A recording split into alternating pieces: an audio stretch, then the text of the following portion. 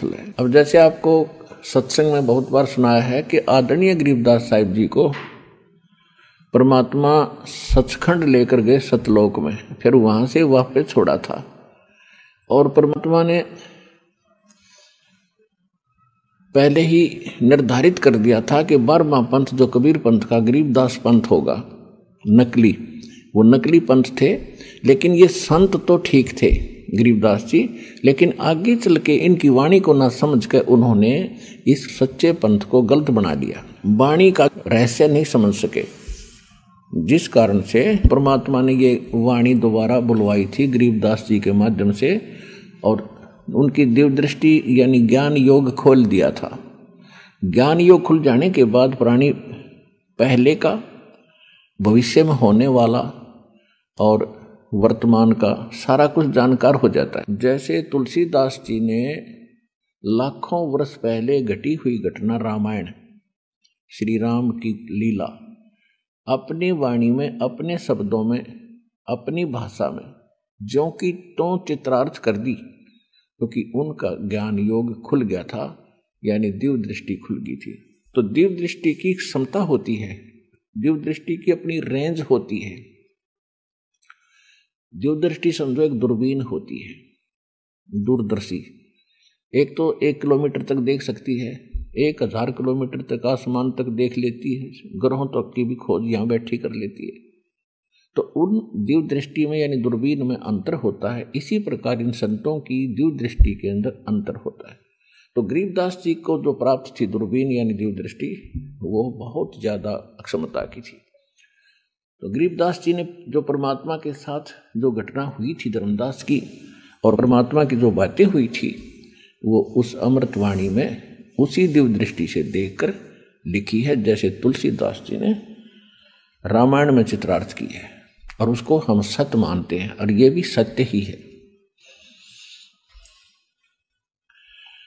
दर जिंदे का रूप, जिंदा महात्मा का रूप बना के, दर जिंदे का रूप सैल वृंदावन कीनी, तहां मिले धर्मदास करते हैं बहुत अदीनी। बहुरंगी बरियाम कामनी कामी सोई, दर सतगुरु का रूप धनी उतरे हैं लोई। अब धर्मदास जी तो उस समय नहीं समझ रहा था, वो तो बाद में पता लगा उनको। अब गरीबदास जी जो यथार्थ बता रहे हैं कि एक जिंदा महात्मा का रूप बनाकर परमात्मा वृंदावन मथुरा में गए और वहां धर्मदास जी मिले और धर्मदास जी से परमात्मा बहुत आधीन्य के साथ बातें करते हैं और धर्मदास भी एक विनम्र आत्मा थे। बहुरंगी बरियाम कामनी कामी सोई, दर सतगुरु का रूप धनी उतरे हैं लोई। कि परमात्मा भिन्न भिन्न प्रकार के रूप बनाने वाले हैं और धर सतगुरु का रूप धनी उतरे हैं लोई। ओए होए, के वो पूर्ण परमात्मा धनी माने कुल मालिक, सबका दाता, सबका स्वामी, एक सतगुरु का रूप बनाकर सशरीर आकर यहां उतरे हैं, अवतरित हुए हैं, यानी सशरीर आए। परम उजागर ज्ञान बहुरंगी बाना, तहां मिले धर्मदास आचार विचार दीवाना।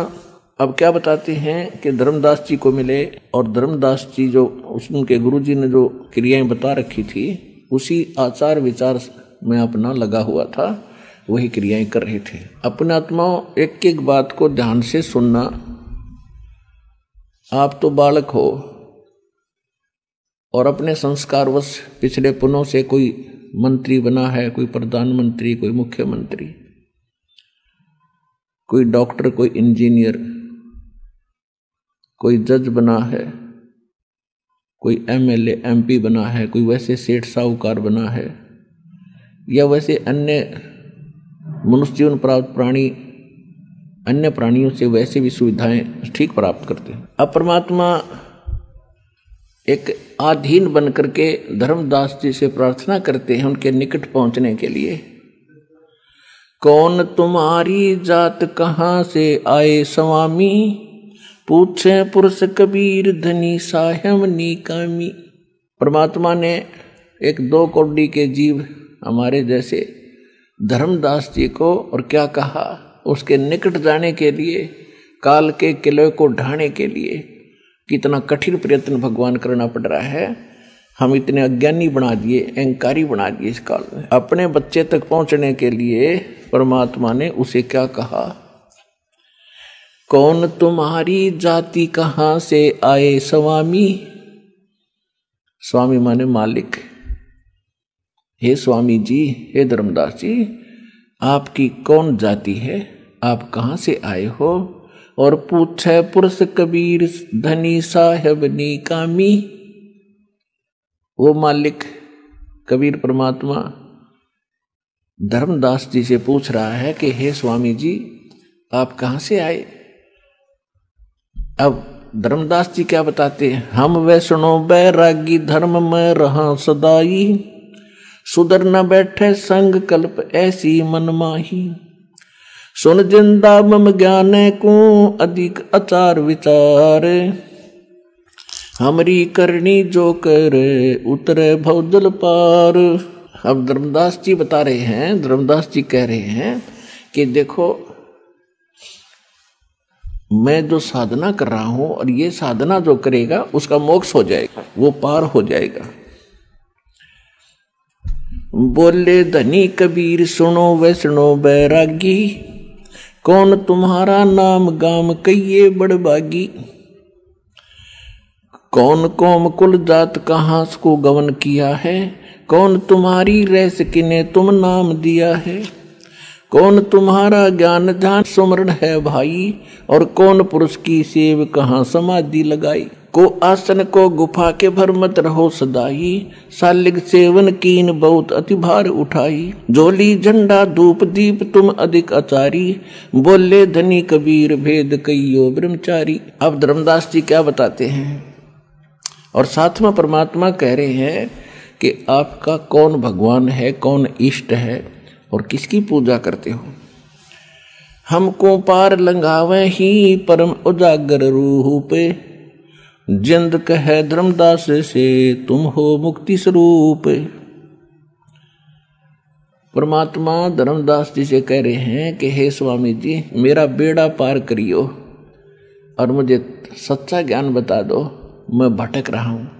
हमको पार लंघाइयो हे परम उजागर रूप, जिंद कहे धर्मदास से तुम हो मुक्ति स्वरूप। आप तो मुझे पार हुए दिखाई देते हो और मेरा भी बेड़ा पार करियो, मुझे कुछ ज्ञान बताओ। इस बात से धर्मदास जी बड़े प्रसन्न हुए कि एक मुसलमान, क्योंकि परमात्मा जिंदा महात्मा के रूप में थे, जिंदे, और जिंदा जैसा रूप कोई भी बना लेता था। घर त्याग के भगवान के लिए आत्मा भटक तो रही है। तो क्या बताते हैं धर्मदास जी, बांधोगढ़ है गाम नाम धर्मदास कहीजे, वैसे कुली कुल जात सुधर की बात सुनीजे। मेरा बांधोगढ़ गांव है, धर्मदास मेरा नाम है, और हम बिल्कुल शुद्ध स्वच्छ रहते हैं। हम शूद्र को, छोटी जाति वाले को निकट भी नहीं आने देते। अब जैसे उनके गुरुओं ने पाठ पढ़ा रखा था कि अभी छुआछूत तो उन्होंने दरार पैदा करे रखी थी, घनी आग ला रखी थी, उसी को मिटाने के लिए परमात्मा दानक वर्ण में, जुलाहा वर्ण में 120 वर्ष रहे कि इस खाई को ऐसे ही खत्म किया जा सकता है। छुआछूत की जो हमारे बीच में एक भयंकर दरार थी, अब तो तकरीबन ठीक हो गई है। फिर बताते हैं, सरगुण ज्ञान स्वरूप ध्यान सा लग की सेवा, मल्लाग्री छड़कंत संत सब पूजय देवा, 68 तीर्थ नान ध्यान कर कर हम आए, पूजय सा लग राम तिलक गलमाल चढ़ाए, धूप दीप अधिकार आरती करें हमेशा, राम कृष्ण का जाप रटे हम शंकर शेषा। अपनी सारी साधनाएं बता रहा धर्मदास जी कि हम धूप और ज्योति जलाते हैं, आरती करते हैं, राम कृष्ण का जाप जपते हैं, शंकर भगवान का भी नाम रटते हैं। और फिर लास्ट में क्या बताना चाहता धर्मदास जी, नेम धर्म से नेह स्नेह दुनिया से नाही, आरूढ़ बैराग और की मानो नाही।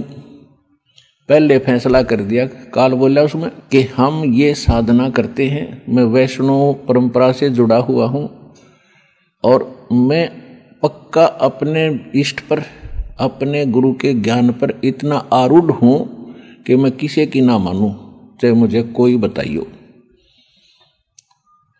अब देखो, इसने तो फाइनल कर दिया, अब धनी मालिक का खेल देखो। फिर भी उसके साथ धीरे धीरे धीरे धीरे उनके निकट पहुंच रही है। नेम धर्म से नेह स्नेह दुनिया से नाही, आरूढ़ बैराग और की मानो नाही। मतलब दृढ़ हूं अपने जो मुझे प्राप्त है ज्ञान, किसी और की मैं नहीं मानूंगा। सुन जंदे मम धर्म को वैष्णो रूप हमार, 68 तीर्थ हम किए मन पालिया सृजनहार। जब किसी बोल लाग रही हमारे लोग मन तो भगवान पा लिया सृजनहार। परमात्मा सोच रहे सृजनहार तेरे सामने बैठा, और जिनको तू सृजनहार मान रहा श्री राम और कृष्ण को, इसकी सच्चिति तुझे बताई दी थी परमात्मा ने। अब परमात्मा क्या कहते हैं, बोले जंद बैन कहाँ से सालग आए, और को 68 का दाम मुझे तत्काल बताए। राम कृष्ण कहाँ रहे नगर वो कौन कहावे, ये जड़वंत है देवता से क्यों घंट बजावे। एक पीतल की मूर्ति ले रखी थी भगवान श्री विष्णु जी की, कृष्ण जी की। परमात्मा कहते हैं ये जो जिसने तो इष्ट मान रहा है, और ये जड़ है, ये जड़ पीतल का, इसका आगे तो घंटी बजावे, इसका आगे तो अपने धूप दीप दे रहा है। ये तेरे से कभी बोला है, तेरी बात कभी उत्तर दिया इसने? अरे इसने तो भगवान मान रहा, अकल कौन से गाम गई तेरी।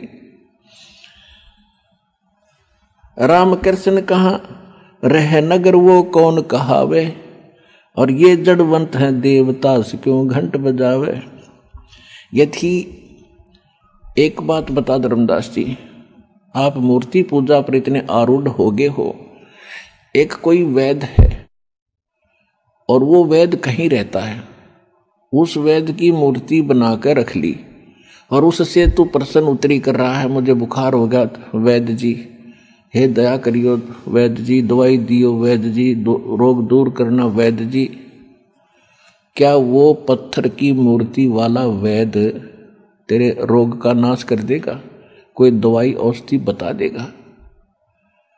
अब उत्तर तो हमारे पास था ही नहीं, क्योंकि हम सुने सुनाए ज्ञान पर लग रहे थे। वो तुम्हारे राम कृष्ण कहाँ हैं? परमात्मा ने पूछा कि वो तो स्वर्ग में है, फिर यू पत्थर कैसे सुनेगा? कहते तो नागर रोज आके वो कितने मिल जाए तुझे पत्थर का के मत, इसमें कोई इंटरनेट ला रखा है तने। तो ऐसी अकल मार रखी थी हमारी, परमात्मा ने कैसे जड़ निकाली सज्ञान की। सुने गुने नहीं बात धात पत्थर के स्वामी, ये तेरी ना बात सुने और ना इसका उत्तर दें, ये पत्थर के तेरे स्वामी। सुने गुने नहीं बात धात पत्थर के स्वामी, और कहाँ भर में धर्मदास चीनो निज पद निकामी। बोलत घट घट पूर्ण ब्रह्म धर्म आदो नहीं जाना, और चिदानंद को चीन डार पत्थर पाषाणा। उस भगवान को समझ जिसने राम कृष्ण को भी उत्पन्न किया, इनके पिता को भी उत्पन्न किया, जो सर्वशक्तिमान है, उस सच्चिदानंद भगवान को जान, उसको पहचान। इन पत्थरों ने पटक दे ठाके। राम कृष्ण को टोंगे ये वो धनी एक का एक, जिंद कहे धर्मदास से तुम बूझो ज्ञान विवेक। तेरे राम कृष्ण ने करोड़ों मर लिए और वो परमात्मा एक का एक है, उसके बारे में जानकारी प्राप्त करो किसी से।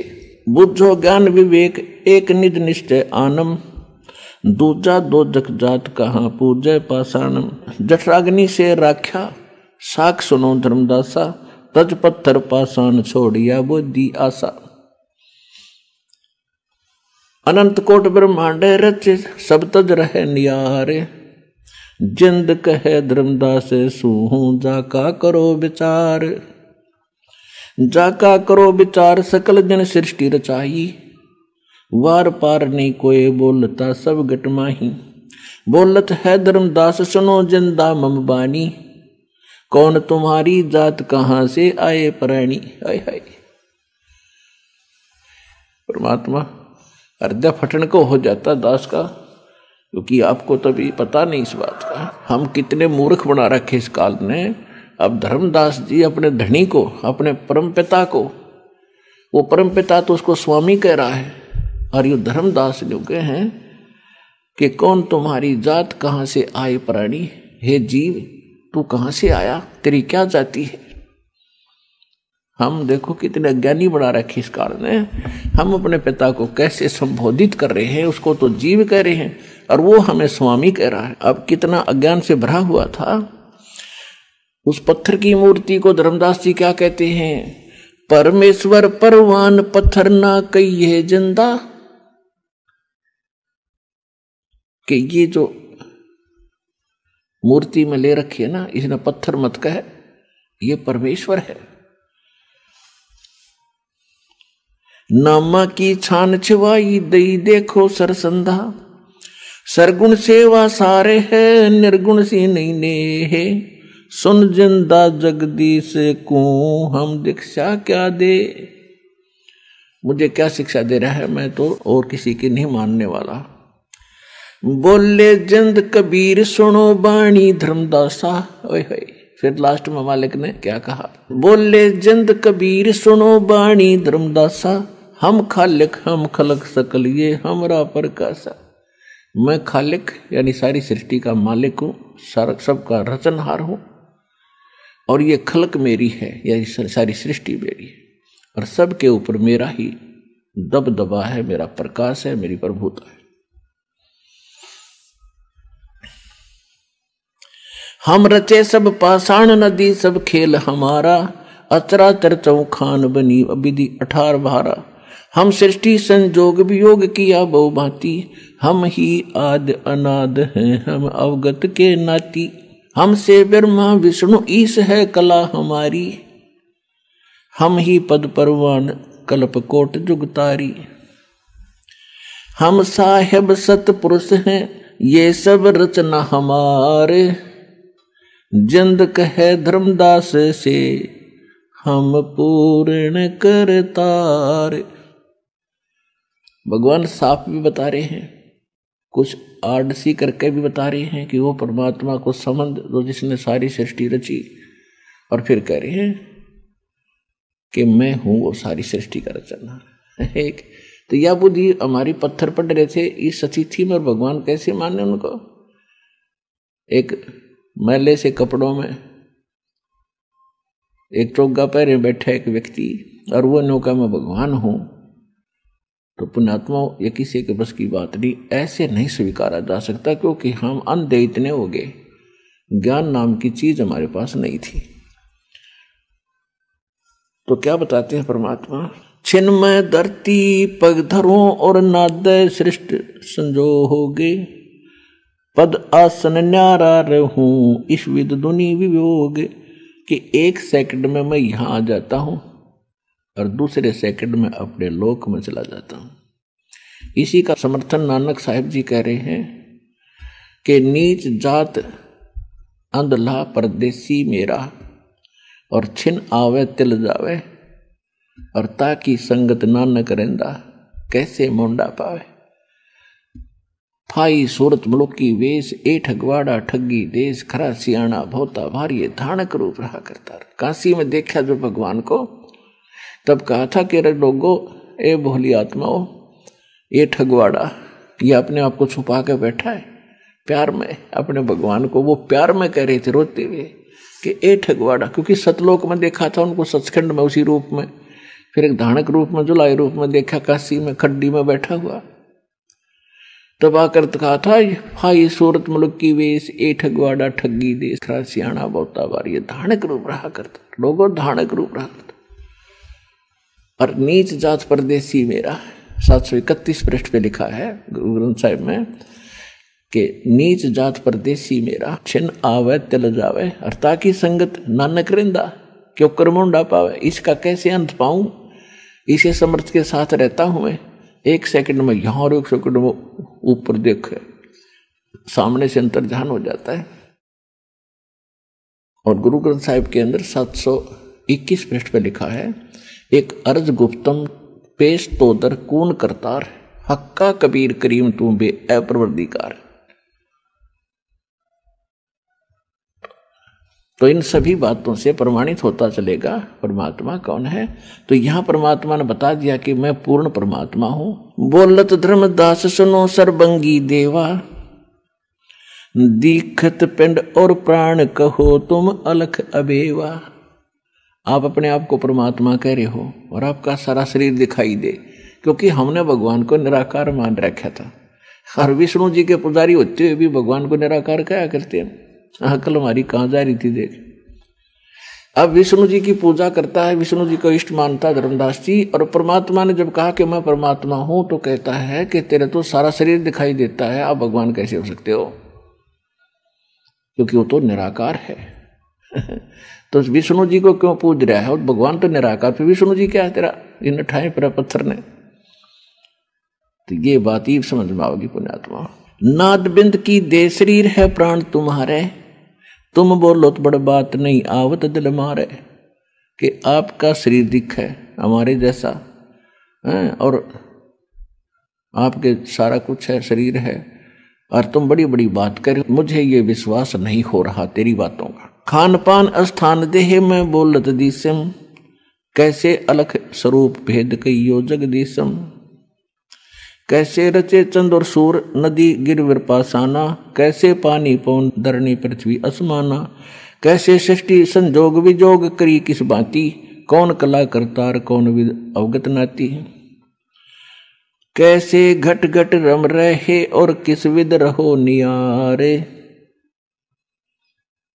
और कैसे धरती पर चलो कैसे अदर अदार। तो धर्मदास जी ने पूछा कि आप किस प्रकार तो घट घट में बोल रहे हो और कैसे तुम सबसे न्यारे हो और किस तरह आप पृथ्वी पर रहते हो और कैसे आप वहां ऊपर रहते हो। तो परमात्मा उदाहरण देते हैं कि जैसे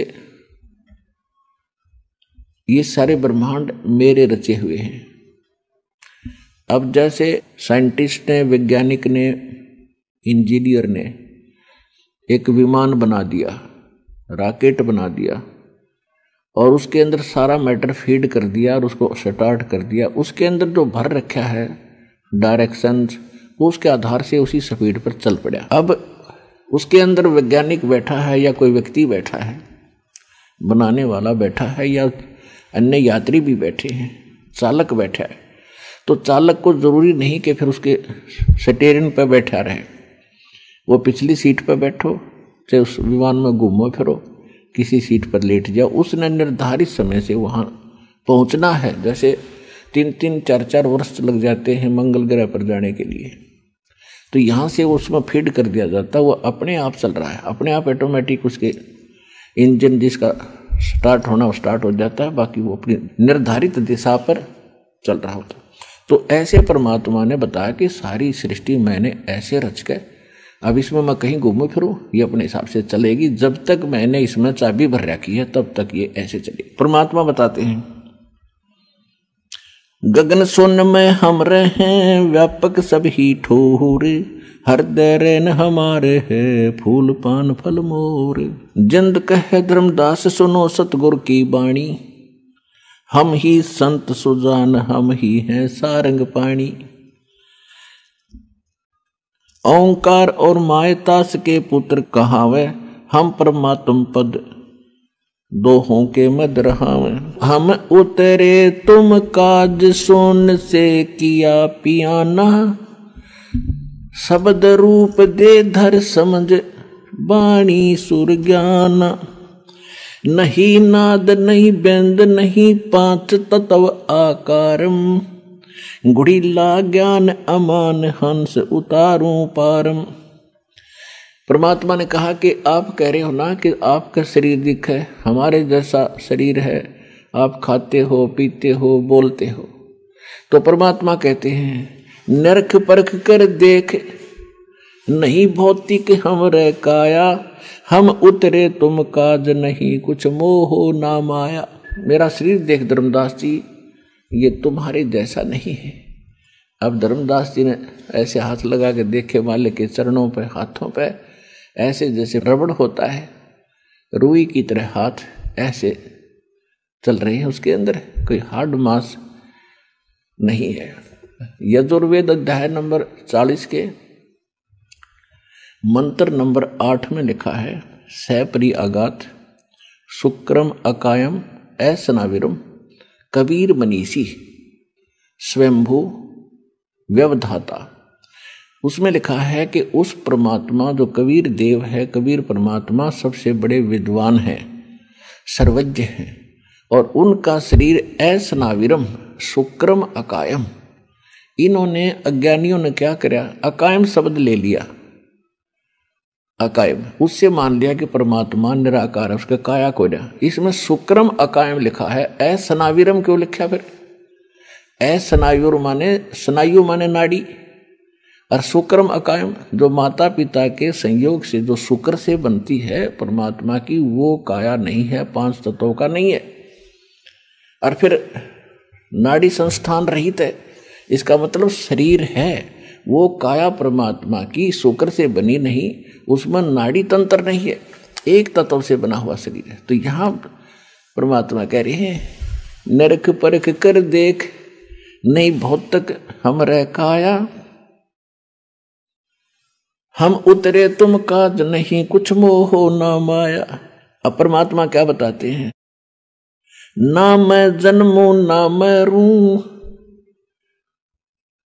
और पल पल आऊं जाऊं, शब्द विहंगम सोने में, ना मेरा धूप न छाऊं।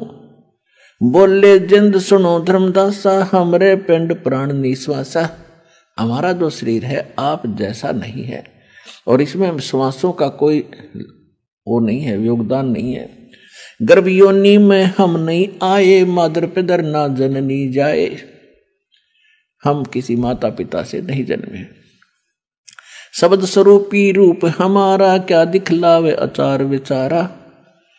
अब धर्मदास जी कह रहे थे कि मैं कोई जीव हिंसा नहीं करते, हम वैष्णव परंपरा से जुड़े हुए हैं और हम विष्णु जी को इष्ट मानते हैं, और हम शूद्र को निकट भी नहीं आने देते।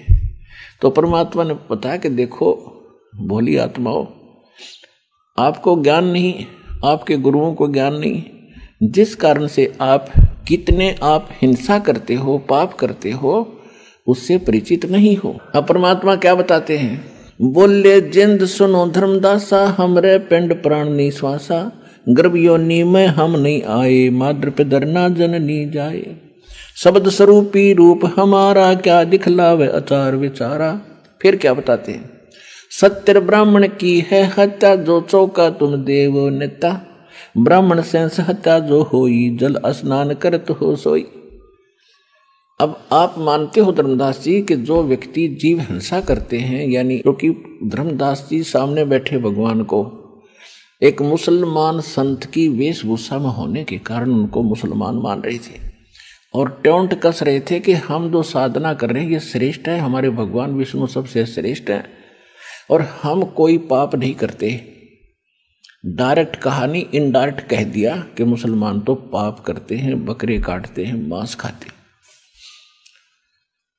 अपरमात्मा उनको फिर अंतर्यामी थे, यू कहना के चाव है सारी, फिर उसकी हिंदी करी अच्छी तरह कि सत्य ब्राह्मण की है हत्या, जो चौका तुम देवो नेता। ब्राह्मण से हत्या जो हुई, जल स्नान करत हो सोई। कि जिस इस मथुरा के जोड़ में तालाब में तो नहाकाया है, इसमें इतना पाप लग गया तेरे को जैसे 1000 ब्राह्मणों को काट दिया। ब्राह्मण माने भगत। देखो पुण्यात्मा, वैसे तो आम जीव न मार दे वो भी पाप है, आम व्यक्ति को मार दे वो भी पाप है, और ये थी किसी राजा के लड़के को मार दे तो उसकी सजा और घनी दी जाती है। ब्राह्मण का अर्थ होता भक्त। जो भक्त होते हैं वो परमात्मा के बच्चे हो चुके। वैसे तो बच्चे सारे ही हैं उस मालिक के, लेकिन परमात्मा उनके निकट घना होता है। वो सच्चा भगवान जो उसकी शरण में आ गए है। और ऐसे व्यक्ति को जो मार देता है ब्राह्मण को, ठीक है, ब्राह्मण पहले जैसे ऋषि लोग थे, ये भी भक्ति करते थे, राम कृष्ण की करते थे, ब्रह्म की करते थे, फिर भी वो परमात्मा के बच्चे थे और वो भगवान के निकट माने जाते थे।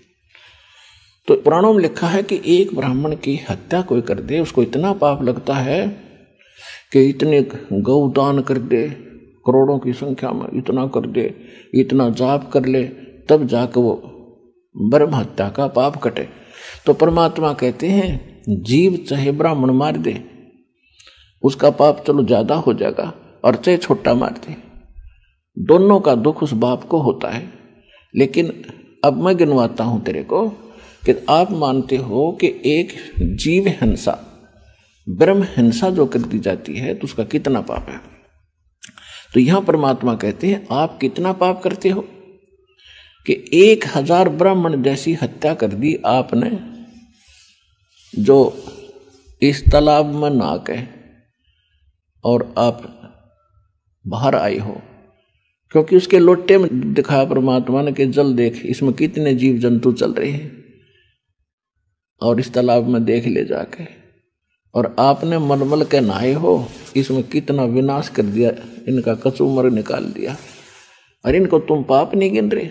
जो खाना बनाने के लिए या पूजा पाठ के लिए चौका जब आप लगाते हो, खाना बनाने से पहले उसको लीपते हो स्थान को गोबर और गारा से, मिट्टी से, तो उस स्थान पर आपने 70 ब्राह्मण जितनी हत्या का पाप आपका लग गया। अब कहने का भाव यू है जैसे राजा का लड़का एक मार दिया और आम जनता के 10 मार दिए, तो वो भी तो पाप लग गएगा। राजा के वाले का जल्दी एक्शन होगा, उसका 2 मिनट पाछे फांसी उसको भी दी जाएगी। तो कहने का भाव ये है परमात्मा का कि तुमने जो जीव मारे हैं सूक्ष्म, ये पाप आपने दिखाई नहीं देते। अब मैं गिनवाता हूं, इन्हें गिन ले कि जो तुमने चौका लिपा है, ये लगा है, इसमें 70 ब्राह्मण के हिंसा जितना पाप आपको लग गया। और स्नान करके आया इस तालाब में, 1000 ब्राह्मण की हत्या जितना पाप तुझे लग गया। पृथ्वी ऊपर पग जो धार है, करोड़ जीव एक दिन में मारे। कहते अपने काम बस, अपने किसी क्रिया के लिए, काम के लिए, व्यवसाय के लिए आप कार्यवश चलते हो, या आप यहाँ स्नान करने के लिए 68 तीर्थ के लिए घूम रहे हो, तो कहते हैं पृथ्वी ऊपर पग जो धारे, करोड़ जीव एक दिन में मारे। तो कैसे आपकी स्वच्छता बनी रहेगी, कैसे आपकी क्रिया सफल होगी? क्योंकि आप कहते हो कि जीव हिंसा करते हैं उनको मोक्ष नहीं हो सकता, तो आपका कैसे होगा? और जो मंत्र आप जाप करते हो अपने आत्मा, यहां आपके मन में एक शंका आवेगी कि भी हम भी पोछा लगाते हैं, आजकल तो और बढ़िया फर्श बना कर फिनाइल का लगाते हैं, सफाई तो हम भी करते हैं, तो हमें भी पाप लग रहा होगा। बिल्कुल लग रहा है। अपने आत्मा, इसमें परमात्मा ने एक बताया है कि इच्छा कर मारे नहीं, बिन इच्छा मर जावे, कहे कबीर तास का पाप नहीं लगावे। अब यहाँ थोड़ा सा इसका क्लियर करना पड़ेगा थोड़ा सा, जब आपके मन में यह बात समाओगी, नहीं तो डगमग हो जाओगे। हम भी तो ऐसी गलतियां करते हैं, स्नान भी करते हैं, पैदल भी चलते हैं, गाड़ियों में चलते हैं, तो पाप तो हमसे भी हो रहे हैं, तो हम कैसे पार होंगे? जैसे एक व्यक्ति गाड़ी चला रहा है, कार चला रहा है, ट्रक चला रहा है, और उसके पास लाइसेंस है नहीं। लाइसेंस है तो डुप्लीकेट है, यानी किसी प्रमाणित रिकॉग्नाइज्ड से नहीं बनवा रखा, अधिकारी से नहीं बनवा रखा, अनऑथोराइज्ड है वो। और एक ने लाइसेंस बनवा रखा है और सही यानी ऑथराइज्ड एजेंसी से, अधिकारी से बनवा रखा है। अब दोनों गाड़ी चला रहे हैं, जिसके पास लाइसेंस नहीं और वो गाड़ी चला रहा है, उससे कोई दुर्घटना हो जाती है, कोई व्यक्ति की मृत्यु हो जाती है, तो सबसे पहले लाइसेंस देखा जाता है। तेरा लाइसेंस दिखा भाई, पुलिस वाले सबसे पहले जांच अधिकारी वो देखते। यदि लाइसेंस ठीक है तो उसके बाद फिर अन्य कारण जाना जाता है कि किस कारण से ये दुर्घटना हुई। कोई ब्रेक फेल हो गया या कोई और कारण बना, फिर वो इतना दोषी नहीं होता। और जिसके पास लाइसेंस ही नहीं है, लाइसेंस है तो फिर डुप्लीकेट है, तो वो तो सीधा ही अंदर होता है, जेल होती है इसकी। तो यहां जैसे हम गीता अध्याय नंबर 18 में एक विशेष विश्लेषण दिया है। इसमें गीता ज्ञानदाता कहता कि अर्जुन, इस संसार में ऐसा कोई काम नहीं जिसमें पाप ना होते हों, लेकिन कुछ ऐसे कर्म हैं जिनको करना अनिवार्य है और उनमें पाप होते तो होने दे। अब उसका तो इतना ही ज्ञान है। तो परमात्मा क्या बताते हैं कि जैसे आपका जैसा काम है, जैसे किसान है, किसान के बारे में बताया कि एक हलाई और सेंस कसाई, एक हाड़ी जो हल जोतता है और एक हलाई होती है 30-40 फुट चौड़ी और 100-150 फुट लंबी, एक एकड़ की लंबाई और 30-40 फुट चौड़ाई। उसमें हल से ऐसे रेखा खींचता है, उसको बाता है। कहते एक हलाई में एक अड़ाई, उस स्थान को हड़ाई बोलते हैं हमारे यहाँ, उसमें एक दर कसाइयों जितना पाप उस हाड़ी को लगता है, खेत जोतने वाले को। अब इसका और बाकी जैसे हम चलते हैं फिरते हैं, मजदूर कस्सी से काटता है, जमीन खोदता है, उसको भी पाप लगते हैं। कोई भी काम करते हैं सब में पाप हैं, लेकिन ये हमारे कर्तव्य कर्म बता रखे हैं। इन कर्तव्य कर्मों में जो पाप होते हैं, हम उनको, हमारा उद्देश्य वो पाप करना नहीं होता, हमारे वो कर्तव्य कर्म में आते हैं। और उसके लिए परमात्मा ने बताया है कि पूर्ण संत से ड्राइविंग लाइसेंस बनवा लो। यानी परम संत से जब आप मंत्र ले लोगे तो आपका लाइसेंस हो गया कि ये व्यक्ति भगत है, आत्मा नर्म है, भगवान के विधान से परिचित है, ये जानबूझ कर बेमतलब किसी जीव न नहीं मार सकता। हाँ, जो अनजानपने में मरते हैं, उसके कर्म में मरते हैं, उसकी क्रिया में मरते हैं, तो उनका पाप नहीं लगता। एक तो यहाँ बचाव होता है। फिर कुछ ऐसे पाप हैं जो फिर परमात्मा ने हमारे को मंत्र दे रखा है। ये जो विधि बता रखी है, प्रतिदिन नित्य नेम करना, सुबह दोपहर शाम की 3 वक्त की ये आरती करना, मंत्र जाप करना, धर्म दान करना, तो इनसे भी हमारे बहुत से पाप नाश हो जाते हैं। जैसे प्रतिदिन कपड़ा पहनते हैं हम, कपड़ा तो पहनना पड़ेगा, मैला भी होगा, स्वाभाविक है। यदि उसको फिर साबुन और जल से धो लिया जाए तो स्वच्छ हो जाता है। तो परमात्मा ने जो साधनाएं हमें बताई हैं इन कर्मों को धोने के लिए, यानी जो जान कर मारे वो पाप, अनजाने में मर जाए वो पाप नहीं, लेकिन फिर भी उसमें क्रिया देखी जाती है। और कुछ ऐसे कर्म हैं जो हमें जो करने पड़ते हैं, जिस कारण से हम उनके लिए फिर क्या बता रखा है, ये प्रतिदिन की साधना बता रखी है। तो ये साबुन और हमारा जल है, तो रोजाना हम अपने साधना करते हैं, इससे भी वो पाप नाश हो जाते हैं। जैसे कपड़ा डेली मैला होता है, उनको रोजाना साफ कर दिया जाता है। तो इस प्रकार बचाव होता है। और परमात्मा ने बताया कि आप जी जो साधना कर रहे हो, ये उस मूल को त्याग कर, शास्त्र विधि को त्याग कर, गीता अध्याय नंबर 16 के श्लोक नंबर 23-24 में कहा कि शास्त्र विधि को त्याग कर जो मनमाना आचरण करते हैं उनको न सुख होता है, न उनकी गति होती है, और न ही उनको कोई सिद्धि प्राप्त होती है। यूजलेस, व्यर्थ है। तो शास्त्र अनुकूल साधना कौन सी है कि एक परमात्मा की भक्ति इष्ट रूप में करे। जैसे गीता अध्याय नंबर 18 के श्लोक नंबर 62 में कहा कि अर्जुन, तू सर्वभाव से उस परमेश्वर की शरण में जा, उसकी कृपा से तू परम शांति को, सनातन परम धाम को प्राप्त होगा। गीता अध्याय नंबर 15 के श्लोक नंबर 1 से 4 में बताया है, तत्वदर्शी संत की पहचान बताई है। और चौथे श्लोक में कहा है कि तत्वदर्शी संत की प्राप्ति के उपरांत परमेश्वर के उस परम पद की खोज करनी चाहिए, जहां जाने के बाद साधक फिर लौटकर कभी वापस नहीं आते, और केवल उस परमात्मा की भक्ति करे और की नहीं। और गीता अध्याय नंबर 3 के श्लोक नंबर 10 से लेकर 15 में स्पष्ट बताया है कि उस पूर्ण परमात्मा को, सर्वगतम ब्रह्म को, परम अक्षर ब्रह्म को इष्ट रूप में प्रतिष्ठित करके, यानी उसको तो इष्ट रूप में मानने, और फिर अन्य जो साधनाएं करता है उस मूल मालिक को इष्ट मानकर, और फिर जो अन्य साधना करता है वो शास्त्र अनुकूल साधना है। तो आप जो साधना कर रहे हो रामकृष्ण की, जैसे कोई भक्ति रूपी आपने भक्ति करनी है तो कैसे करनी है? गीता अध्याय नंबर 15 के श्लोक नंबर 1 में बताया कि ऊपर को जड़, नीचे को तीनों गुण रूपी शाखा वाला उल्टा लटका हुआ संसार रूपी वृक्ष है। अब ये सारा एक संसार रूपी वृक्ष समझो। तो ऊपर जड़ तो पूर्ण परमात्मा है, तना उसमें अक्षर पुरुष है, उससे एक मोटी डार निकली वो सर पुरुष है, फिर 3 शाखाएं उसकी हैं, वो ब्रह्मा विष्णु महेश, और आगे हम पात रूप संसार। जैसे कोई पौधा लाता आम का नर्सरी से और उसको जमीन में गाड़ दिया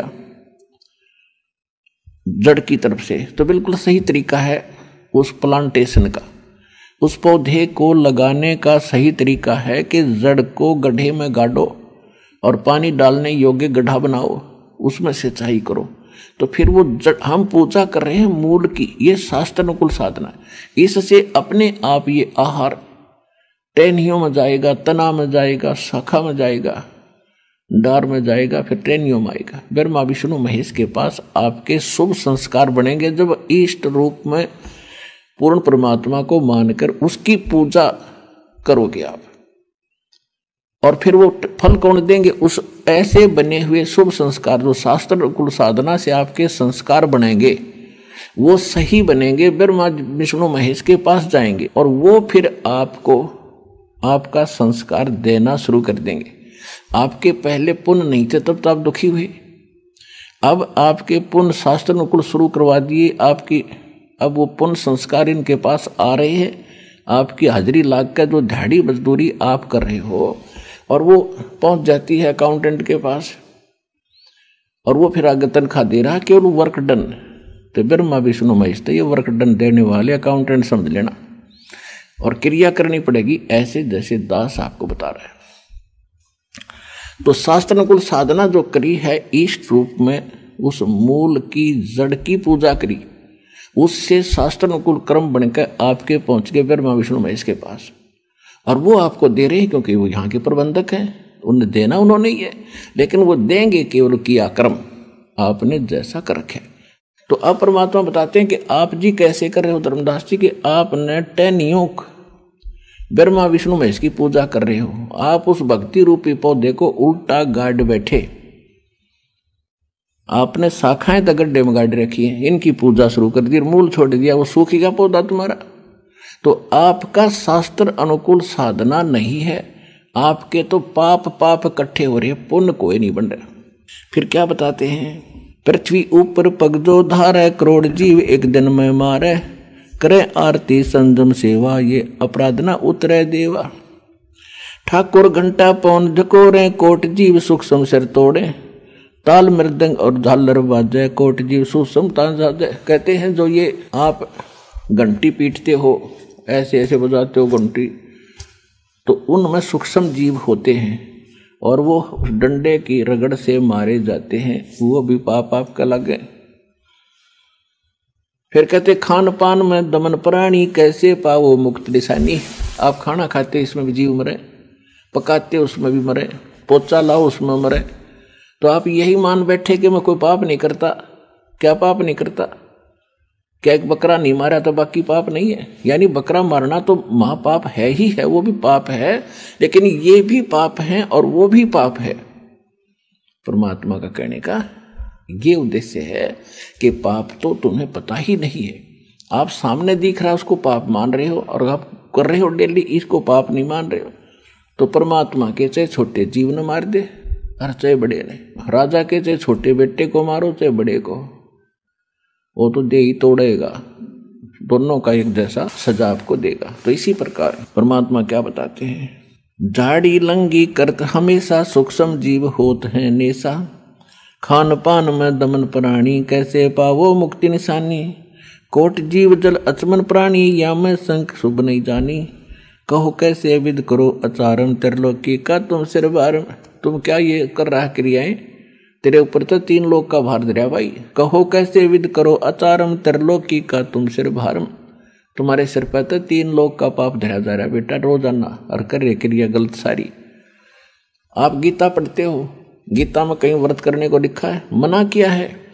छठे अध्याय के 16वें श्लोक में कि अर्जुन ये योग यानी साधना भक्ति न तो ज्यादा खाना खाने वाले की और ना बिल्कुल न खाने वाले की यानी व्रत रखने वाले की, ना ज्यादा सोने वाले की ना ज्यादा जागने वाले की, ये कभी सफल नहीं होती। यानी व्रत को मना किया है। और तुम व्रत कर एकादशी का, धर्मदास जी एकादशी की व्रत की चौड़ दिखावे थे, एकादशी का व्रत करता हूं, फलाने ने किया धकड़े ने किया, कोई बात है। परमात्मा कहते हैं ऐसा ज्ञान सुनावे हूं ना कहीं भ्रमण जावे, गरीब दास जिंदा कहे धर्मदास उर्भाव।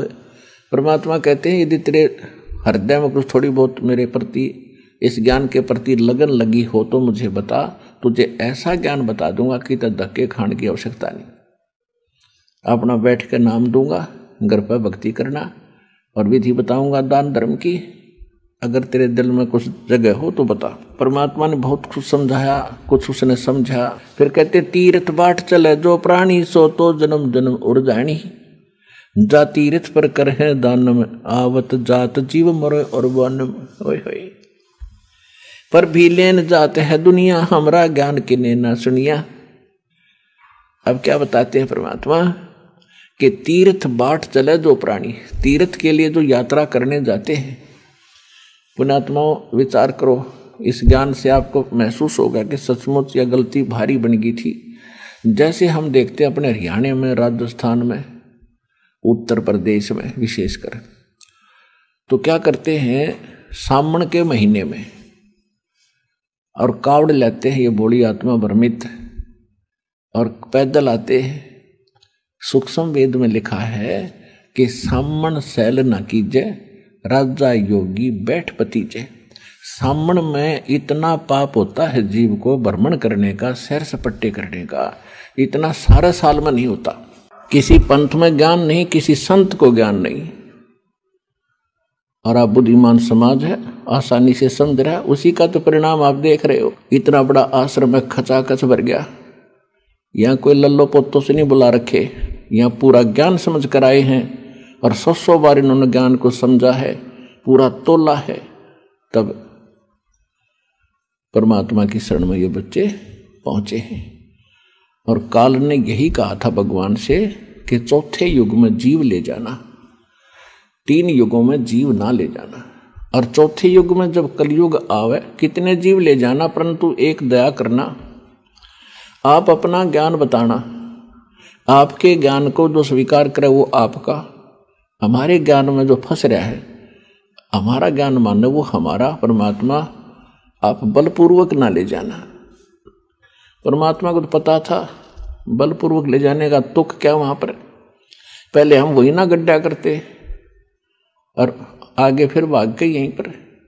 तो यहां से सच्चा ज्ञान देकर हृदय में जचा के 101% कि ये लोक खराब है, यहाँ जीवन नरक है और एक ऐसा स्थान है जहां हम ऐसे ही रहेंगे, सारी सुविधा होंगी, कभी दुख नहीं होगा, कभी मृत्यु नहीं, कभी व्रत अवस्था नहीं। और जितने बच्चे आज आपके साथ हैं जाइए भक्ति पर लाग गए, ये आपका वहां जाकर न्यौ का न्यौ परिवार बन जाएगा और सदा सुखी रहोगे।